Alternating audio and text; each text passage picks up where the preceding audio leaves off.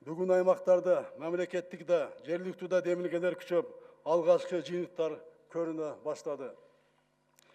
Ел дайыма ақиқатты талап қылады. Ақиқат сот системасына жетіші мақсатында сот реформасы жүріп жатады.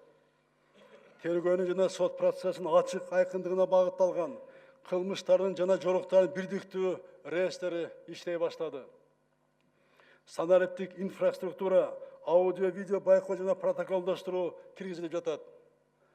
Эски репрессивдик мыйзамдардан кетип жатабыз. Мақсатыбыз олуттуу эмес мыйзам бузууларды, жасаган жарандарды, өзгөчө жаш өспүрүм балдарды, криминалдык шөрөнүн түз таасирин сактап калуу, кириптер кылбоо. Ошону менен катар судьялык кызмат орундарга талапкерлерди тандоо сапатын жогорулатуу талабы коюлууда.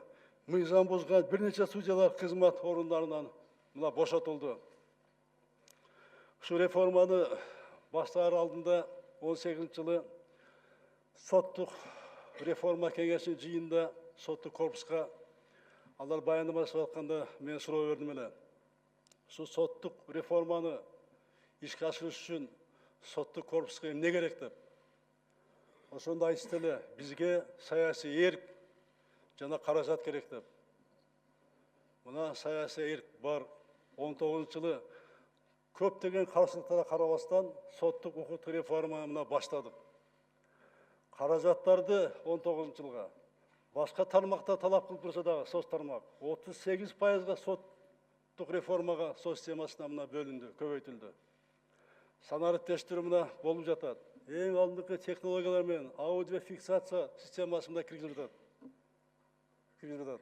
Биз мына аткарып жатабыз. Бирок 2 жылдык мына биздин байкоолор көргөздү, бир эле бул жетишсиз эмес экендигин. Биринчи, бир сот орну боюнча сот системасын тазалоо мүмкүн эмес экенин көрсөттү.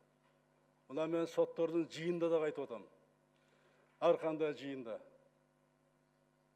Биринчи, өзүңөрдүн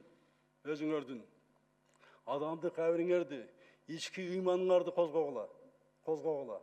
Ошондо гана соттук реформа ийгиликке жетет, болбосо жетпейт деп. Ар бир жердеки иштеген сот өзүнүн абирин, ыйманын козгош керек.